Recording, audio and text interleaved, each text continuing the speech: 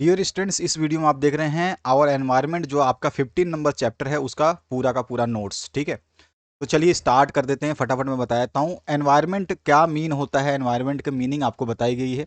ठीक है, और एनवायरनमेंट इफेक्ट क्या करता है लाइफ एंड डेवलपमेंट को। ठीक है, ऑर्गेनाइज्म में। तो इसका हिंदी वर्जन अगर आपको चाहिए तो उसको ऑलरेडी मैंने प्रोवाइड कर दिया है। हिंदी वर्जन, इंग्लिश वर्जन ये आपके सामने है। अब आ जाइए नेक्स्ट जो इसका पार्ट बनता है। इसमें क्या होता है, सब्सटेंसेस दैट डिकम्पोजेज और कॉल्ड बायोटिक डिग्रेडेबल। ठीक है, बायोटिक डिग्रेडेबल सब्सटेंसेस क्या होते हैं, उसकी छोटी सी डेफिनेशन मैंने तो मतलब पूरे चैप्टर को अच्छे से निचोड़ करके और सिंपल से सिंपल नोट्स बनाने की कोशिश की है। अगर आप एग्जाम में एक लाइन भी लिख के आते हो जिस हिसाब से यहाँ पे लिखा गया है, जो आपको यहाँ पे दिए गए हैं चीज़ें, अगर आप इन चीज़ों को ध्यान से लिखते हो, one word two word MCQs और फिलअप्स सारे आपके इससे आ सकते हैं, और साथ आते ही आते हैं। और बड़े बड़े जो क्वेश्चंस आते हैं उनके लिए मैंने यहाँ पे गाइड कर दिया आपको कि क्या क्या चीज़ें पढ़नी है, वो चीज़ आप पढ़ लेना। तो पॉइंट टू पॉइंट पढ़ोगे तो आपको सब कुछ समझ में आ जाएगा। नॉन बायोडिग्रेडेबल क्या होते हैं, ठीक है। उसके अलावा यहाँ पे इकोसिस्टम और इट्स कंपोनेंट क्या क्या हो सकते हैं, मैंने यहाँ पे चार्ट के थ्रू समझाने की कोशिश की है। तो चार्ट के थ्रू आप समझ सकते हैं। एक तो मैन मेड होता है और एक नेचुरल होता है। नेचुरल में भी फिर दो पार्ट्स हो सकते हैं। ठीक है, नेचुरल में आपका एक्वाटिक होता है और एक टेरेस्ट्रियल होता है। इसमें भी एक्वाटिक में दो आ जाएगा, एक मरीन आता है, एक फ्रेश वाटर आता है जिसका हम कंजम्पशन करते हैं। तो इस तरह से यहाँ पे सब कुछ दिया गया है। इसके बाद प्रोड्यूसर्स क्या होते हैं उसके बारे में यहाँ पे बताया गया है। आगे आ जाइए, जो कंज्यूमर्स क्या होते हैं उनके बारे में भी यहाँ पे बताया गया है। उसके बाद में डिकम्पोजर्स क्या होते हैं उनके बारे में आपको पढ़ना है। सब कुछ जो यहाँ पे आपको चैप्टर से निचोड़ करके बताना है। यहाँ पे फिर आपका यह रहता है आपका टॉपिक लेवल क्या होते हैं, और इसमें कौन कौन से आपके कंज्यूमर्स होते हैं, सेकेंडरी कंज्यूमर्स, प्रोड्यूसर, सब आते हैं इसमें लाइन टू लाइन। तो ये सारा का सारा चीज़ें इसमें दे रखी है। उसके बाद आ जाइए नेक्स्ट इसके पेज पे, और यहाँ पे बताया है हर चीज़ की कितने परसेंट जो है एनर्जी ट्रांसफ़र होती है नेक्स्ट लेवल पे 10%, और 90% जो है एनर्जी कंज्यूम हो जाती है जहाँ पर जिस लेवल में ये दी जाती है। इसके बाद आ जाइए आपका यहाँ पर एक देखिए ग्रास और डियर और लॉयन के बीच में जो है दे रखा है यहाँ पर। तो इस तरह से आप देख सकते हैं मैक्सिमम कंसंट्रेशन होती है केमिकल्स की एमुकुलेशन इन ह्यूमन बॉडीज़, ये ठीक है। इसके बाद में फूड वेब क्या होता है, फूड चेन क्या होता है, सारी चीज़ें इसमें बताई गई हैं। पॉइंट टू पॉइंट हर चीज़ लिखी गई है। अगर आप इसको ध्यान से एक बार आराम से पढ़ते हैं, नोट्स को डाउनलोड कर लेते हैं, इसका पीडीएफ फॉर्म मैं आपको डाउनलोड करने के लिए दे दूंगा। डिस्क्रिप्शन बॉक्स में आप चेक कर सकते हैं। एनवायरमेंटल प्रॉब्लम्स क्या क्या होती हैं, ये सारी चीज़ें इसमें बताई गई है। ओजोन लेयर डिप्लेशन क्या होता है, उसकी जो ये वाली एक छोटी सी रिएक्शन है, इसको ज़रूर दे देना, ताकि एग्जामिनर जो है, आप ज़्यादा डेफिनेशन नहीं भी लिखते हो तो आसानी से आपको बता सकता है, मतलब नंबर दे देगा। ओजोन लेयर डिप्रेशन के बाद में जो है कैसे इसको प्रिवेंट किया जाएगा, क्या होता है ब्लैक आपका ओजोन होल क्या होता है, ये भी इसमें बताया गया। तो इस तरह से सारे पॉइंट टू पॉइंट लिखे गए हैं।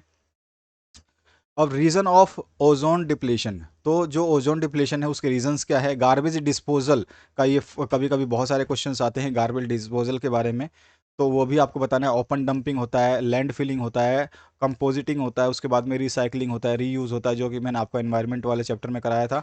अब आते हैं एक्सरसाइज की तरफ। एक्सरसाइज में जो है आपका क्वेश्चन बैंक।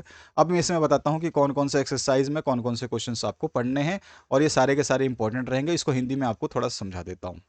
इसमें जो पहला क्वेश्चन पूछा गया है, डिफाइन बायो मैग्निफिकेशन।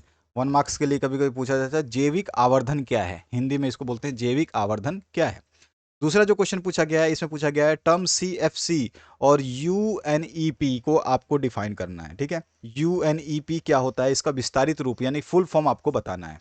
उसके बाद में डिफाइन ओजोन होल, इसका भी डेफिनेशन मैंने आपको दिया है, ओजोन होल क्या होता है या ओजोन छिद्र क्या होता है। चौथा जो पार्ट है, which of the following is are biodegradable, plastic है, कप है, प्लास्टिक का कप है आपका, काऊ डंग है, एल्युमिनियम फॉयल और कॉटन, इनमें से कौन सा बायोडिग्रेडेबल है ये आपको चूज करना है। डिफाइन करना है फूड वेब क्या होता है, और डिफाइन करना है आपको इकोसिस्टम क्या होता है।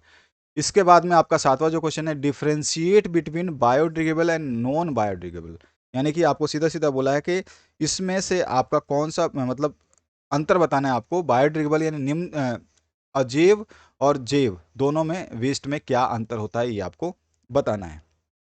इसके बाद में आपका नेक्स्ट जो पार्ट है, इसमें क्या पूछेगा, यूज ऑफ, यहाँ पे kulhads was not environment friendly idea, Y.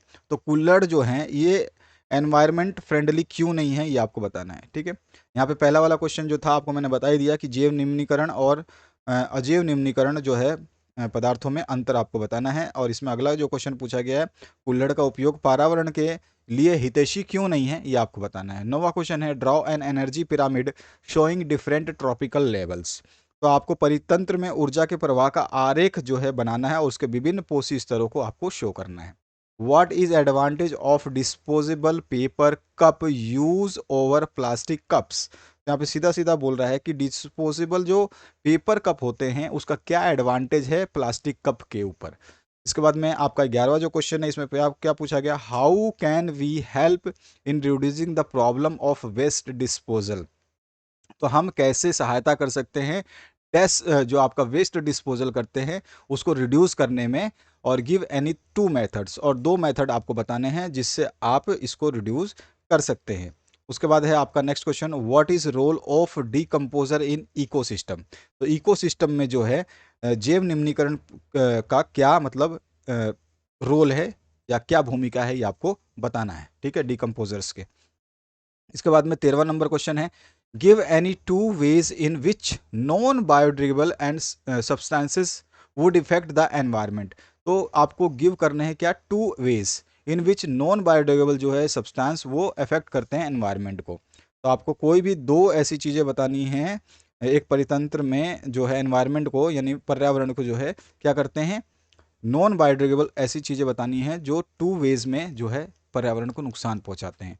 14 number जो क्वेश्चन है इसमें क्या पूछा गया, what are trophic levels. Trophic levels क्या होते हैं, give an example of food chain state different trophic levels. इसके बाद 15 क्वेश्चन है, what will happen if we kill all organism in one trophic level. इसमें सीधा सीधा पूछा गया है कि आपका जो है यहाँ पर देखिए, यहाँ पर सीधा सीधा पूछा गया था पोषी स्तर क्या है, और आपको बताना है एक खाद्य श्रृंखला का उदाहरण सहित आप पोषी स्तर की व्याख्या करें, ठीक है, डिफरेंट लेवल्स के हिसाब से। उसके बाद में यहाँ से क्या होगा कि यहाँ पे क्या, व्हाट हैपन क्या होगा यदि हम एक पोषी स्तर के सभी जीवों को समाप्त कर दें, ठीक है, kill all the organism in one trophic level. और इसके बाद में 16वां जो क्वेश्चन है इसको आपको देखना होगा, इसमें क्या पूछा गया, देखिए, study the food chain below. तो यहाँ पे ग्रास है, फिर ग्रास हॉपर है और फिर फ्रॉग है।